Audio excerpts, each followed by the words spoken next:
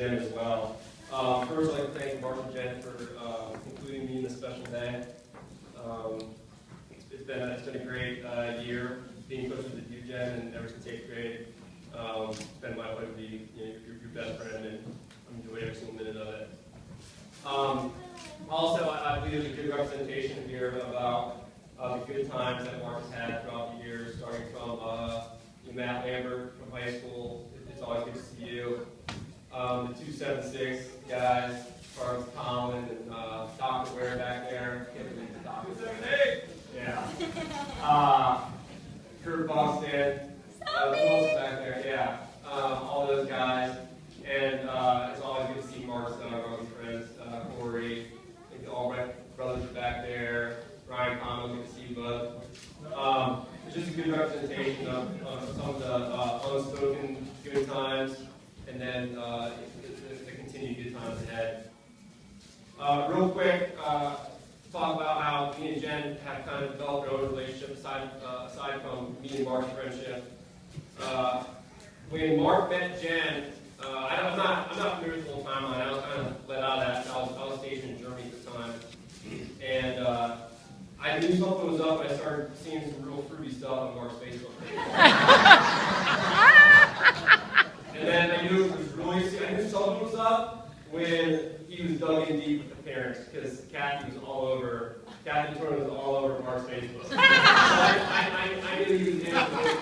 Before I even talked to Mark about this, at this point, I knew Mark was in to win it really early in the game.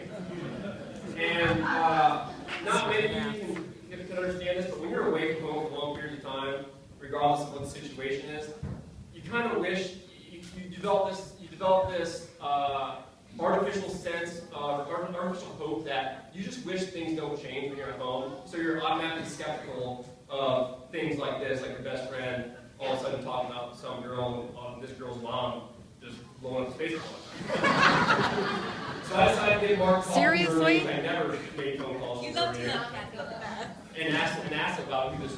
Well, first of all, I didn't come right out and tell him what my intentions were, but I asked him how things were going. I think he was finishing up his nursing program or something. I'm not really sure. It's not important, but so we got the important part.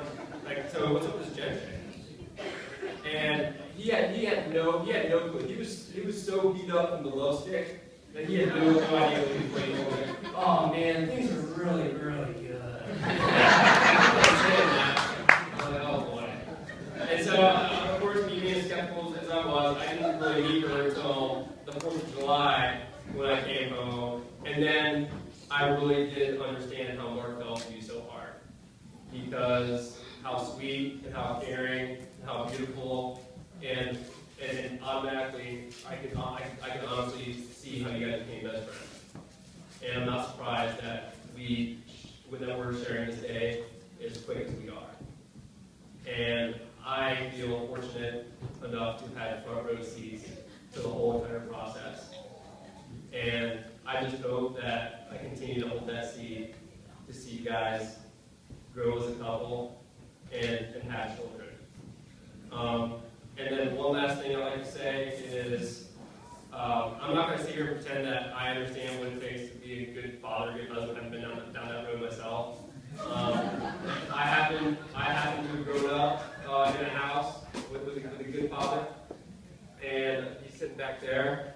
And I can also say that Mark did as well. So I'm fully confident that Mark will follow in Coach Schubert's footsteps and become a good husband and a good father. And when I refer to Charlie as a good father, I just don't mean a good father to Mark and a good father to Leah and a good father to Jake and a good father to Andrew. I also mean all the ugly cauliflower rugby players back. You guys are all intimately familiar with how good of a dude Charlie Schubert is, and you're probably just as confident as I am about the great father that Mark's going to end up being one day as